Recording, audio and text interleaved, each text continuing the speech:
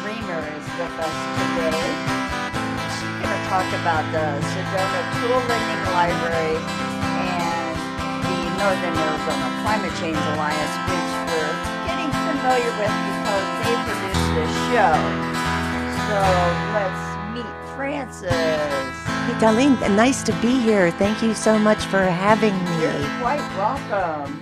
I used to live just up the street in this neighborhood, so it's nice to be back. I drove up from Sedona. You know, it's interesting how many people that lived in Flagstaff now live in Sedona and vice versa. I mean, the pipeline between Right. Sedona Sure, and of course, of course. I know a lot of people that I know, like work in my dentist office, live in Flagstaff and come down to Sedona. So we're mobile. Yeah, exactly. Yes. So welcome to the show, Frances. Thank you. Thanks for having me. You're welcome. And maybe us. I was hoping that Peggy Chaikin, who is really the star of the show, would be here, but she's not here yet, so we'll have a great conversation. They'll put up with us. That- Okay. So you came to talk about a couple of things. The Northern Arizona Climate Change Alliance. Let's just briefly touch on them for a minute. What brought you to that organization? And Sure. what's your involvement in it? Sure. So when I moved to Sedona in, 2016, and I moved in 2015, so 2016 maybe, I saw a call I can't remember what it was called at the time. It was something that Meetup. I saw a call in Meetup, which maybe you remember Meetup. I'm still on it. Okay, there you are. And it was about organizing around climate. And I had just moved to Sedona and wanted to get involved with climate stewardship. And I went to the meeting, and Rolf was there, Rolf Van Dorp, and a couple people from Sedona, and we talked about an organization, a community-based organization, and then it started to form. And so through the process, Rolf has moved to Scandinavia. He's in Sweden now, but Stefan Summers is here in Sedona. People are in Cottonwood, Camp Verde. Beverly Hayden is in Cottonwood. Peggy and I are in Sedona. And the idea is that we work, so I'm on the board, several other people are on the board, but the idea is that we support folks who want to develop projects to address issues around climate. And that is broadly defined. And sometimes we don't even talk about climate for a while. But our intent is to make the connections and to draw people in ways that are meaningful for them. You know, I have to say that's one thing that was attractive to me about the organization. Although the main topic is the climate, it's the ancillary issues that go along with climate that were being covered by this organization. And that was attractive to me because we all know there's a problem and we are looking for solutions. I don't know how many times I've heard, but there's nothing I can do. And so what we focus on is things that people want to do. And can do. And the idea is that people come to meetings. There are regular meetings in Flagstaff and Sedona and Prescott, and we hope soon in places like Camp Verde, Cottonwood, and people come with ideas. And if there are a couple people who are interested in the same idea, then they start to develop what we call climate action teams. And a climate action team is a group that has an idea. So my friend Peggy is walking around outside. I'll go and get her, and you Okay. finish telling them about Northern Great. I'm Arizona trying climate. to pin So her. if you'll She's walking excuse me, around. I'll Thank do you. that. Sure. So the model is then that people come together around an idea. So there are a range of climate action teams that are currently in various stages of organization. There's a bike climate action team that is working to make it safer and easier to ride bikes. More active in Flagstaff right now. I'm hoping to energize an initiative in Sedona. Sedona has bike lanes, but I'd like it to be easier and to feel safer riding a bicycle in Sedona. There's a climate action team around education. folks who speak on climate action. There are folks who speak to the religious community, folks who can speak in the K-12 schools, I speak on gender and climate change. I speak to ladies groups. So all kinds of ways of getting conversations started around climate. We have community action team around an electric fleets now movement, a campaign, educating people about the benefits of switching to electric vehicles and encouraging public entities to transition. We have a cat. I'm very excited about this one. We have a green burial cat. So let me just read from our website. Green burial is a way of caring for the dead with minimal environmental impact that aids in the conservation of natural resources, of worker health, and the restoration and or preservation of habitat. The team is working on identifying green burial options in their communities and educating the public about reducing the carbon footprint in their afterlife care. I'm super excited about that one. We also have a vegan cat. Folks who want to come together and engage, educate, and empower people about the reduced carbon footprints of a vegan diet. I mean, the list goes on and on. There's faith networking. So folks who want to network with faith-based communities. And faith-based communities across the U.S. I've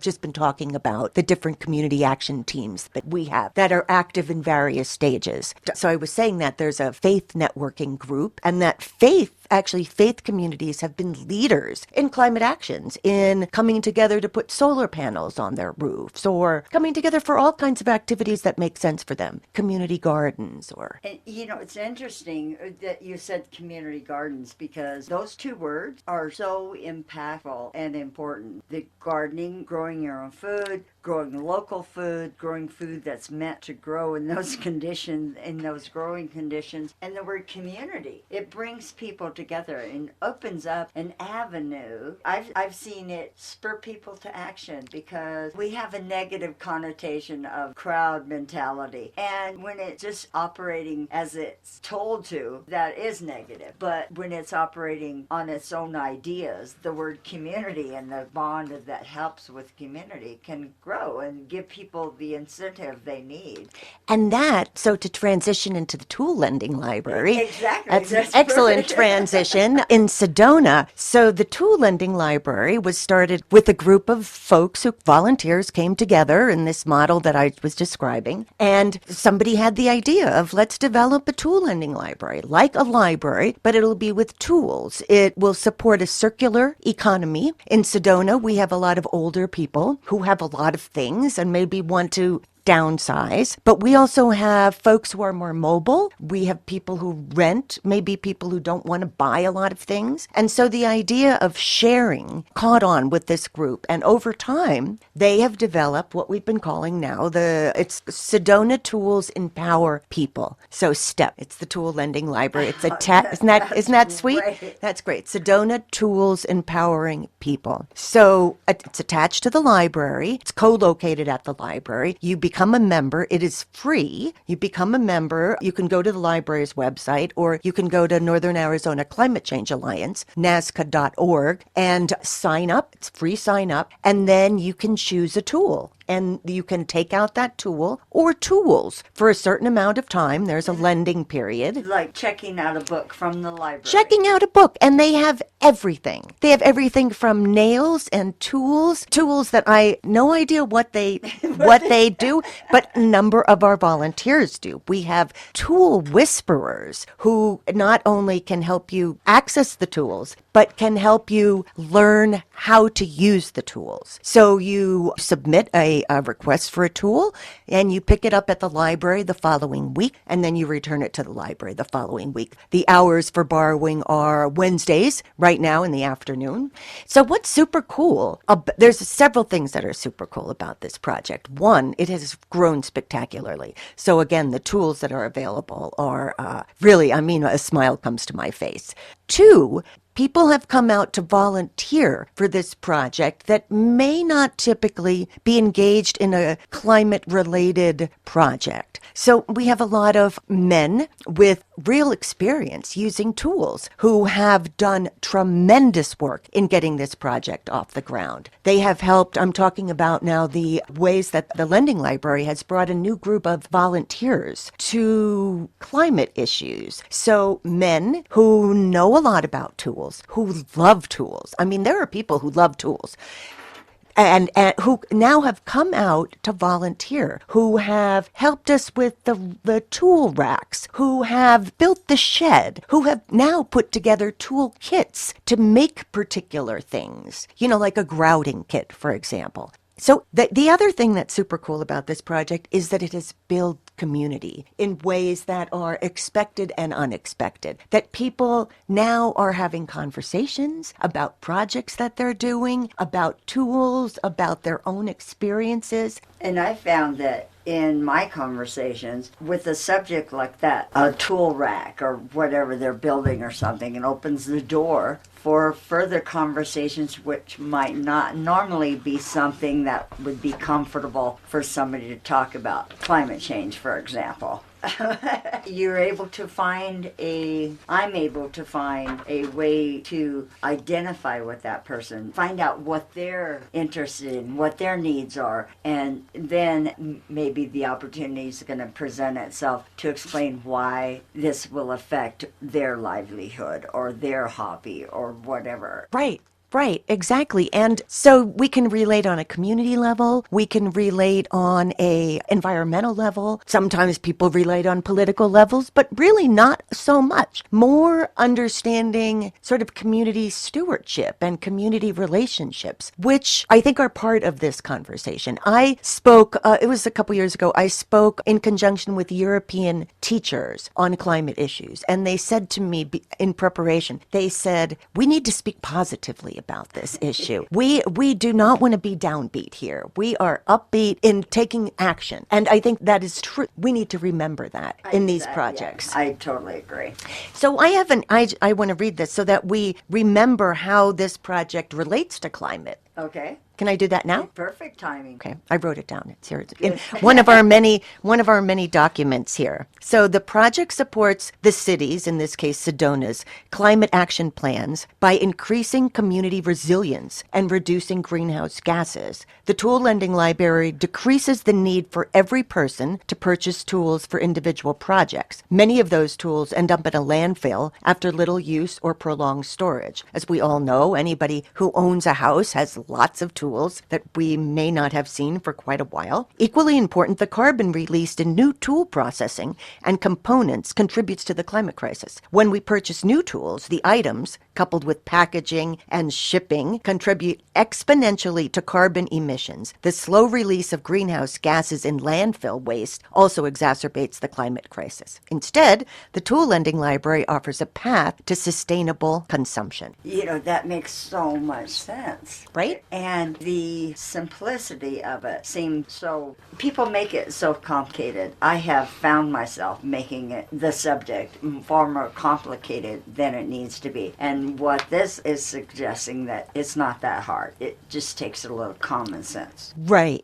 I do want to say that with this project, and I'm doing research on these community projects, that they most often, if not always, start with some financial support. So for churches, it's church members, because church members are great. For this project, we got a little bit of funding. The funding hired an intern, and the intern developed the plan for the tool lending library, and then that moved it forward. So an initial financial support, even if it's a stipend for volunteers for a community project, I think is super useful. It's also useful if you can get volunteers who know something. In this case, we needed somebody who knew how to make specs for a shed because we needed to store tools. In community solar projects, churches who are putting solar panels on their roof, somebody needs to know about electricity. Exactly. So I'm calling all folks who have an interest in the hard sciences to also volunteer, because there's lots of ways. Cities are super happy to receive information, research from community groups on how to address issues.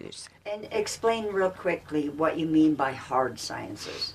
So in another project that I have come to know about, a library, and this is in West Virginia, put solar panels on the roof. And the libraries don't have a lot of excess. If you know about libraries, they're really working on a shoestring. And the librarian is a mechanical engineer woman, a mechanical engineer and a librarian, public librarian, little community library. And she knew about electricity. And she also knew about library science. And so she was able to combine her interest in electricity, her knowledge, with her knowledge of libraries. And apparently EBSCO, which is a library search thing, has funds for libraries. And she put those two things together and then So this is sort of in her work, outside of her work, developed a group, a board, got students involved who actually helped put the solar panels on. And so getting back to your question, her knowledge of hard science, of electricity, was useful for that project.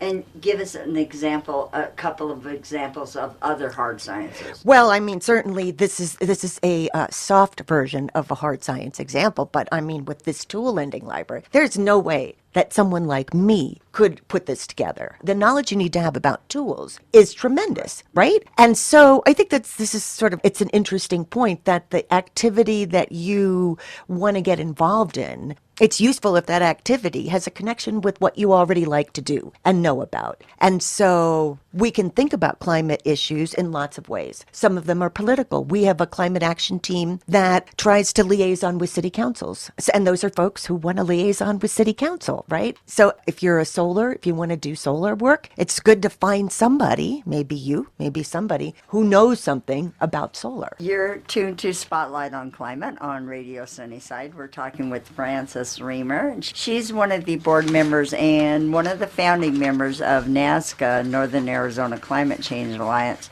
And she's talking about the Sedona Tool Lending Library, the point being that community effort, working together, doesn't always include making legislation for climate change. It involves doing things for yourself, being independent. And the Tool Lending Library is a really good example of that, because you were talking about the fact that people don't buy tools, and so they don't have the carbon emissions to make those tools, and the plastic and all that stuff, the packaging that goes into it, sharing what we have. Now, you study women. Right. I consider myself a feminist anthropologist. Okay, thank you for that.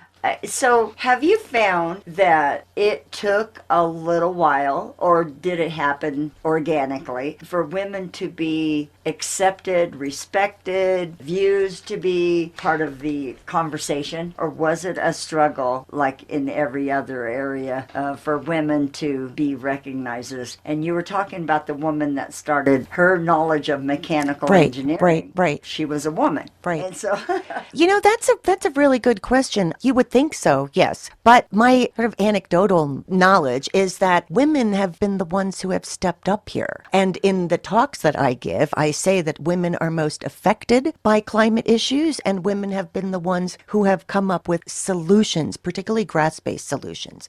Community-based solutions. We also find in our own communities, many volunteer organizations are now composed of women. And we often look around, we say two things. Where are the men and where are the young people?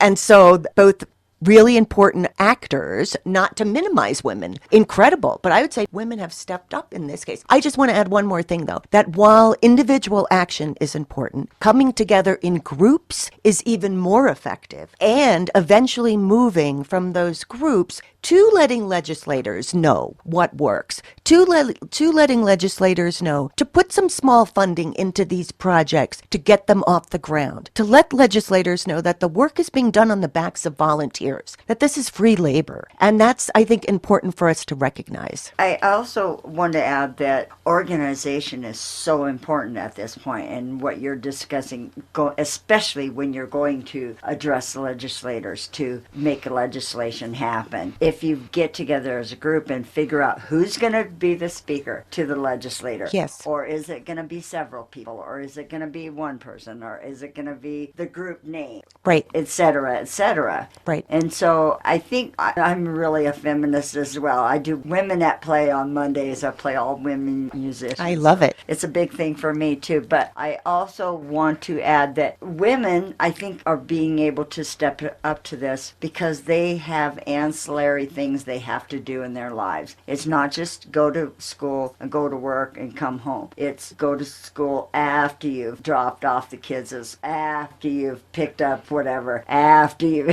Maybe. I mean, yes, there's lots of possible answers to why we see women stepping up. Women are better. No, I'm only kidding. Only kidding on that one. I'm only kidding on that in one. Certain areas. Well, I mean... my upper body strength, yes. Come on over here, guys. I'm only kidding about that one. But often it's we see that even around like recycling. like more women recycle than men. It's an interesting sort of way that action, I think, takes place. But we are happy to engage with everybody. Northern Arizona Climate Change Alliance. Jump in, take a look at the website, NAZCCA.org. Look around. The climate action teams are there. Folks can also start a climate action team. It's hard to start by yourself. So the idea is we'll help you drum up some interest and see where that goes. We're going to be doing some workshop at the Market of Dreams about organizing and that kind of thing. And so Great. It's action that we all need to take. Yeah. Well, thank you very much for being here with us, Frances. I'm sorry you didn't get to hear from Peggy. We'll have her on again some Well, other maybe time. we can reschedule. But she has such great stories that I really want to I love that. have space for that. I think that anecdotal evidence is really the thing we need right now because it goes back to, if she can do it, I can do it. If they can do Exactly. it, we can do it. Exactly. So, Exactly. All right. Well, thank you for Thank tuning you in all. to Northern Arizona Climate Change Alliance, and we'll see you next time. That's it for us. Have a great day and a great weekend.